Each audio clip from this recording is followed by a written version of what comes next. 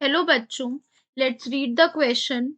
Question says commonly in a mature fertilized ovule N2N and 3N condition is respectively found in. In this question, the key concept is ovule. Basically, ovule is nothing but a organ. It produces seeds after fertilization. After fertilization.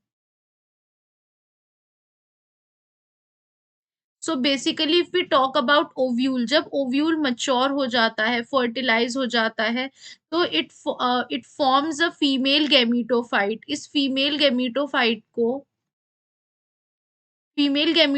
जो होता है,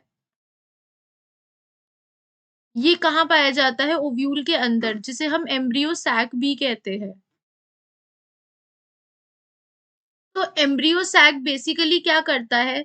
जो it is एक जो embryo sac बनता है, that is the functional megaspore. ठीक है, तो ये बेसिकली यहाँ पर नीचे 3 सेल्स पाए जाते हैं, नोन एज सिनर्जिड्स, एंड जो कलाजल एंड पे पाए जाते हैं, these are the antipodals, and also the two polar nuclei is present in between the central cell, जो सेंट्रल सेल में पाए जाते हैं। तो व्हाट हैपेंस, जब दो मेल गैमेट्स होते हैं, दो पॉलन ग्रेन कह लें या फिर दो मेल गैमेट्स कह लें, ये क्या करते हैं? एक तो जाता है सिनर्जिड्स के पास, जिसको हम क्या कहते हैं, और फ्यूज कर जाता है, और इस फ्यूजन को हम कहते हैं सिनगैमी। इस फ्यूजन को हम कहते हैं सिनगैमी। और दूसरा जो मेल गैमेट होता है, वो जाता है सेंट्रल न्यूक्लियस, पोलर न्यूक्लियस के पास, और यहाँ जाके फ्यूज कर जाता है। इसे हम कहते हैं ट्रिपल फ्यूजन। इसे कहते हैं ट्रिपल फ्यूजन। और इस पूरे प्रोसेस को दोनों को मिला के हम कहते हैं डबल फर्टिलाइजेशन, जो किसमें देखा जा रहा है? एंजियोस्पर्म्स में देखा जाता है। डबल फर्टिलाइजेशन जो एंजियोस्पर्म्स में देखा जाता है। नाउ मूविंग फॉरवर्ड, तो जो एम्ब्रियो सैक है, इसी के ये पूरा जो स्ट्रक्चर होता है, this is the embryo sac which is a gametophyte. अब क्वेश्चन में पूछा गया है दैट मच्योर फर्टिलाइज्ड ओव्यूल जो होता है, इसमें N2N और 3N क्या है? तो we can clearly see it from the diagram कि यहाँ पर क्या हो रहा है? ट्रिपल फ्यूजन, यानी कि 3 न्यूक्लियस का फ्यूजन हुआ है। तो यानी 3N की कंडीशन क्या होती है? ये होती है। एंड ये जो एरिया है, it gets converted into endosperm, यानी एंजियोस्पर्म्स का जो एंडोस्पर्म होता है, दैट इज ट्रिप्लॉइड।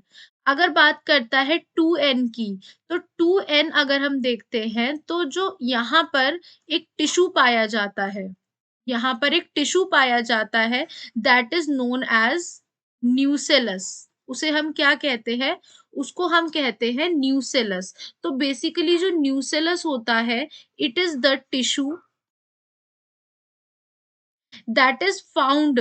ये एक डिप्लॉयड टिश्यू होता है, ये एक डिप्लॉयड टिश्यू होता है, that immediately are found inside the integuments, inside the integuments.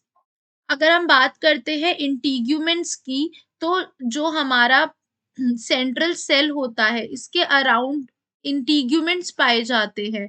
ये फर्दर जाके सीड कोड्स बनाते हैं। इनके अंदर एक सेल होता है, एक डिप्लॉयड टिश्यू होता है, इसको हम क्या कहते हैं? न्यूसेलस कहते हैं। वी कॉल इट न्यूसेलस, या फिर inner structure of the ovule, जो एक डिप्लॉयड सेल बनाता है। ठीक है, it is a nutritive layer. ये कैसी लेयर होती है?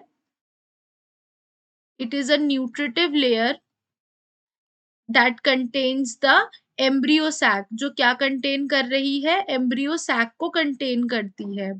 नाउ मूविंग फॉरवर्ड, ये न्यूसेलस कैसा है? It is diploid. तो यानी 2N स्ट्रक्चर क्या हो जाएगा हमारा? 3N तो हो गया एंडोस्पर्म, 2N हो गया हमारा न्यूसेलस, क्योंकि जो हमारा गैमेट है, दैट इज द एग, यानी जो हमारा एग है दैट इज एन, और गैमीटोफाइट यानी जो गैमेट होता है दैट इज ऑलवेज हेप्लॉइड। वो हमेशा कैसा होता है?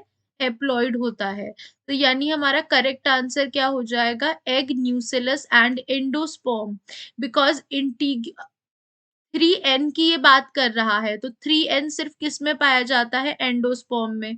तो यानी सारे ऑप्शन हट जाते हैं। यहाँ कह रहा है nucellus which is diploid, integument is wrong, egg which is haploid. तो हमारा करेक्ट आंसर क्या बैठ रहा है? Option B. Therefore we can say that B is the right answer. Hope you guys understand. Thank you.